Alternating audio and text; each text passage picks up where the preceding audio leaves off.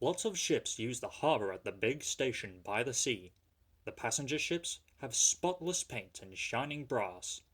Other ships, though smaller and dirtier, are important too.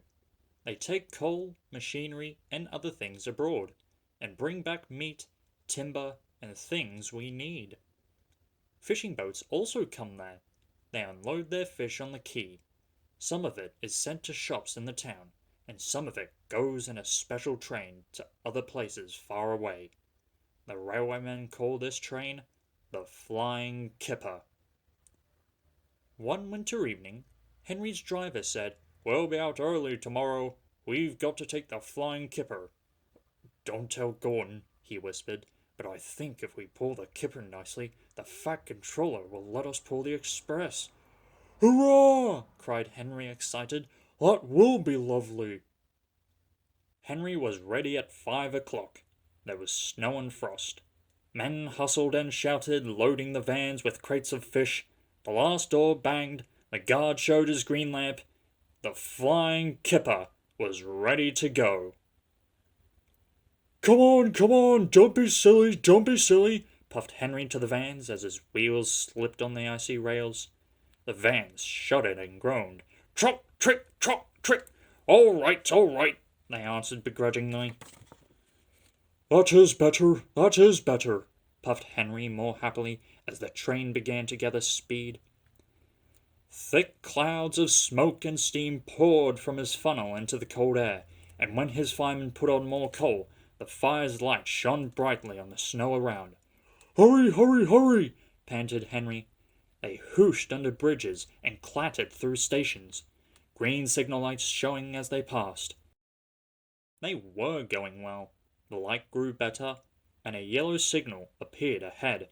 Distant signal up, thought Henry. Caution! His driver, shutting off steam, prepared to stop. But the home signal was down.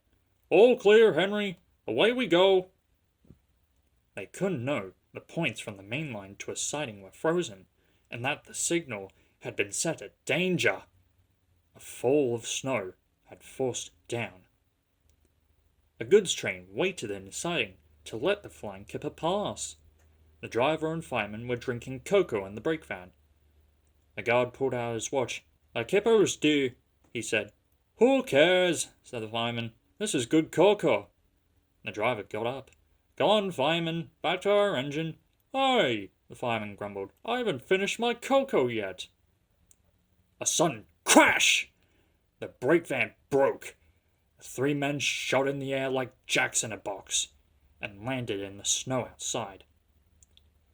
Henry's driver and the fireman jumped clear before the crash. The fireman fell headfirst into a heap of snow. He kicked so hard that the driver couldn't pull him out. Henry sprawled on his side. He looked surprised. The goods train fireman waved his empty mug. "You clumsy great engine! The best cup of cocoa I've ever had, and you bump into me and spill it all!" "Never mind your cocoa, fireman," laughed his driver. "Run and telephone the breakdown gang." The gang soon cleared the line, but they had hard work lifting Henry to the rails. The fat controller came to see him. "The signal was down, sir," said Henry nervously. "Cheer up, Henry. It wasn't your fault. Ice and snow caused the accident. I'm sending you to Crewe, a fine place for sick engines.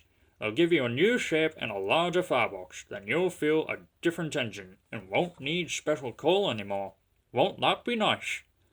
"Yes, sir," said Henry doubtfully. Henry liked being at Crewe, but was glad to come home. A crowd of people waited to see him arrive in his new shape. He looked so splendid and strong that they gave him 3 cheers. "Beep, beep, beep, beep, beep, beep. Thank you very much," he whistled happily. I am sorry to say that a lot of little boys are often late for school because they wait to see Henry go by. They often see him pulling the express, and he does it so well that Gordon is jealous. But that's another story.